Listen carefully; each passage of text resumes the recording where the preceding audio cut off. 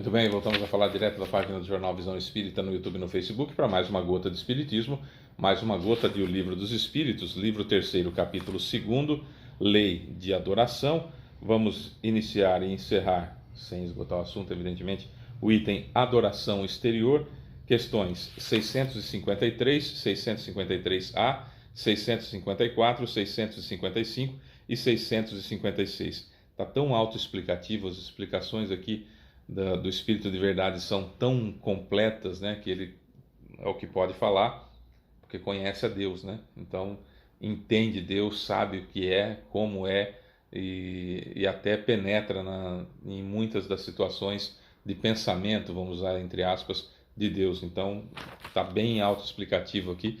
A gente vai mais ler do que comentar, né?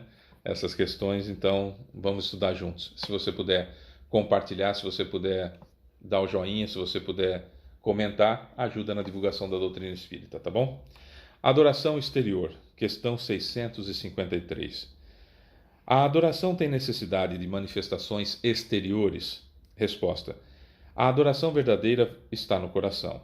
Em todas as vossas ações, pensai sempre que o Senhor vos observa. 653A. A adoração exterior é útil? Resposta: sim, se não é um vão simulacro. É sempre útil dar um bom exemplo, mas os que só o fazem por afetação e amor próprio, e cuja conduta desmente sua aparente piedade, dão antes um mau exemplo que um bom, e fazem mais mal do que supõem. Dar contra-testemunho é pior do que não dar testemunho nenhum, né? E a afetação, o que que é? É aquele jeito ridículo de falar, porque eu... Sabe, essas coisas, né? O Senhor está em mim, eu sinto em meu coração. Ah, não precisa nada disso.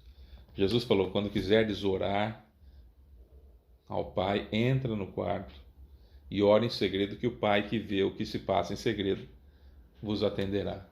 Não precisa de afetação, não. Não vai ser pelas palavras bonitas de mudar a conjugação do verbo. A gente fala sobre, com as outras pessoas, a gente usa o agente, como eu estou falando, né? Na terceira pessoa. A gente faz, a gente fez, a gente foi, a gente ia, né? Aí na hora de fazer a oração, de elevar o pensamento, tu és, vós sois. Não precisa dessa afetação toda. 654. Deus tem uma preferência pelos que o adoram dessa ou daquela forma? Resposta: Deus prefere os que o adoram do fundo do coração, com sinceridade, fazendo o bem e evitando o mal. Há aqueles que acreditam honrá-lo com cerimônias que não os tornam melhores para seus semelhantes. Deus não os prefere. Todos os homens são irmãos e filhos de Deus. Ele chama para si todos os que seguem suas leis, seja qual for a forma pela qual se expressam. Aquele que só aparenta ter piedade é um hipócrita. Aquele cuja adoração é apenas fingimento e está em contradição com a sua própria conduta, dá um mau exemplo. Aquele que faz profissão da adoração do Cristo, mas é orgulhoso, invejoso e ciumento, é duro e implacável com os outros ou ambicioso pelos bens desse mundo, eu vos digo que a religião está em seus lábios e não em seu coração. Deus, que tudo vê, dirá: aquele que conhece a verdade é 100 vezes mais culpado pelo mal que faz do que o selvagem e ignorante do deserto, e será tratado em consequência disso no dia da justiça. Se um cego vos empurra ao passar, vós o desculpais. Se é um homem que enxerga perfeitamente, vós reclamais, e com razão.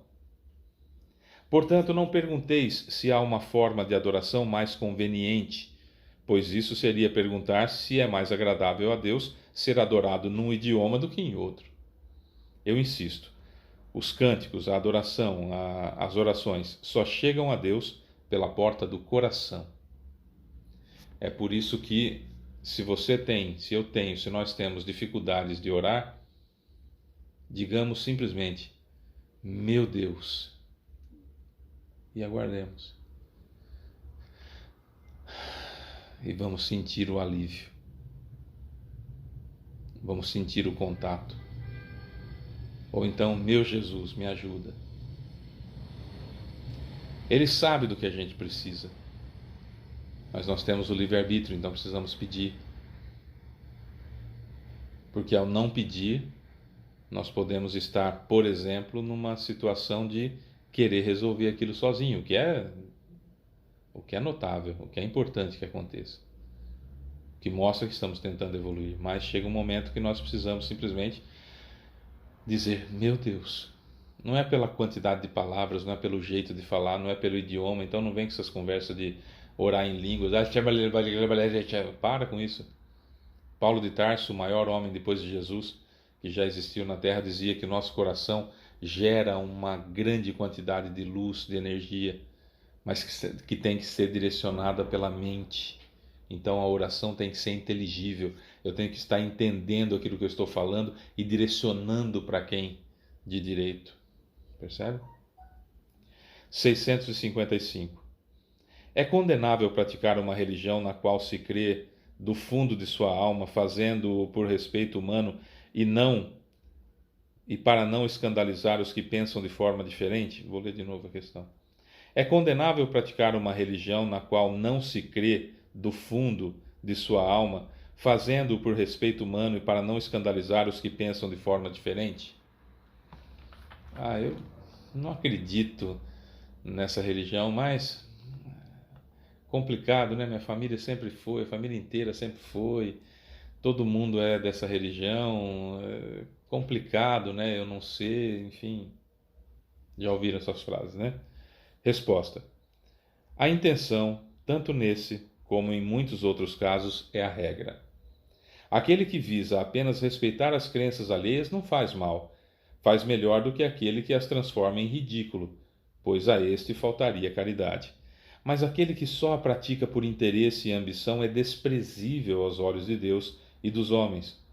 A Deus não pode agradar aqueles que apenas fingem ser humildes diante dele para conquistar a aprovação dos homens. Olha, fazer parte de uma religião que você não acredita só para manter as aparências, precisamos entender o que vai verdadeiramente no coração. Se você não quer escandalizar as outras pessoas em sendo diferente, por quê? O que você perde com isso? Se você perde algo com isso, está errado, você está fazendo por interesse. Se você está fazendo, mantendo aquela religião que você nem acredita, vivenciando aquela fé que você não respeita, por uma conveniência, seja ela social, seja ela familiar, seja ela do que for, pode estar faltando um ingrediente importantíssimo para a evolução humana, que se chama coragem. Então tudo é intenção.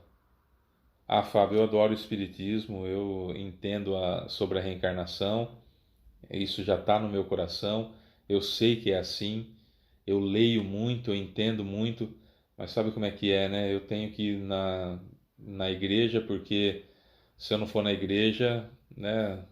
Minha mãe, você vê, minha mãe já está numa certa idade, é complicado, ela vai ficar triste. Eu sou político, então eu tenho que estar na igreja, porque se eu for espírita, talvez não tenha quem vote em mim, né? As pessoas podem ser que não votem.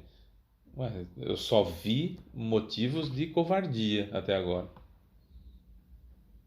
Não são motivos nobres. Percebe?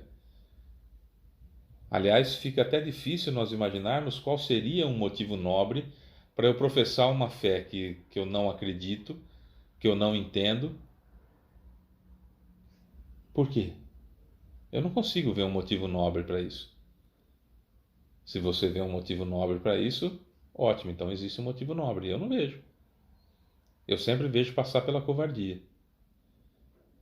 Eu conhecia muita gente, quando eu falo muita gente, é muita gente mesmo, uma quantidade muito grande de pessoas que não ia nos centros espíritas da cidade que eu morava, e iam no centro espírita em cidades vizinhas. Porque se encontrassem outros munícipes da mesma cidade lá naqueles outros centros, eles também não poderiam falar, porque também lá estavam. E com isso mantinham a aparência na cidade em que moravam. Mas quando eu falo muita gente, é muita gente. Eu não sou do tipo que viu uma pessoa e fala assim, nossa, um monte. Não. Se são muitas, são muitas. Se são poucos, são poucos. Se são uns, alguns, são uns, alguns. Iam em missas, estavam sempre lá no meio das coisas da religião católica, envolvidos sempre no meio das quermesses, no meio de tudo aquilo que os padres faziam. E uma vez por semana iam ao centro espírita em cidades da região assistir palestra, tomar passe, enfim. Qual o objetivo? Era não escandalizar as pessoas ou perder o contato social? Aí a hipocrisia. Perceberam? Aí a hipocrisia. 656. A adoração compartilhada é preferível à adoração individual? A adoração compartilhada é preferível à adoração individual? Resposta: os homens reunidos por uma comunhão de pensamentos e de sentimentos têm mais força para atrair os bons espíritos. O mesmo se dá quando se reúnem para adorar a Deus, mas nem por isso penseis que a adoração particular seja menos eficaz, pois cada um pode adorar a Deus pensando nele. Nós nunca estamos sozinhos. Nunca. Então, se eu quero adorar a Deus no íntimo do meu quarto, no íntimo meu e do meu lar sozinho, não estarei sozinho, nunca. Estou sempre, no mínimo, com meu guia espiritual, mentores espirituais, benfeitores, familiares desencarnados, familiares de verdade, que me amam de verdade no plano espiritual, que sempre vão estar comigo. E aí seremos 2 ou mais reunidos em nome de Jesus, Ele estará conosco. Certo? Mas é claro que se nós nos reunirmos para adorar a Deus é melhor, porque às vezes alguém puxa, como se fala, né? Puxa a reza, puxa a oração, alguém nos inflama a pensar, elevar ainda mais o nosso pensamento, enfim, isso é interessante. Isso é interessante. E juntando energias, evidentemente que aquilo vai nivelar as energias e todos vamos elevar o nosso pensamento e elevar a nossa vibração. Isso é muito importante. Mas mais importante do que reunir-se uma vez por semana com outras pessoas para adorar a Deus é aqui dentro, com a ação. Caridade é amor em ação. Como Jesus entende a caridade? Benevolência para com todos, indulgência para com as imperfeições alheias e perdão das ofensas. É o BIP, que a gente fala há muitos anos. Um BIP que soa na nossa cabeça. Benevolência para com todos, indulgência para com as imperfeições alheias e perdão das ofensas. Fazendo isso, eu estou colocando o amor em ação, que é a caridade. E veja, toda vez que eu estou colocando o amor em ação, eu estou adorando a Deus. Toda vez. Então é muito mais aprazível aos olhos de Deus, como nós acabamos de estudar, a ação do bem, a ação da adoração, do que a vida contemplativa, que é o que nós vamos estudar amanhã. É uma questão só, mas nós vamos fazer um vídeo específico sobre vida contemplativa, que é extremamente importante nós entendermos que a interação com o outro ser humano é que nos faz crescer e nos faz verdadeiramente adorar a Deus. Eu quero adorar a Deus, mas não sei como fazer isso sozinho na minha casa. Ame e coloque esse amor em ação através da caridade e você vai estar fazendo muito mais adoração a Deus do que qualquer um outro que esteja simplesmente fazendo orações, por mais aparentemente bonitas que elas possam parecer. É isso, sou Fábio Pereira, essa é mais uma gota de Espiritismo.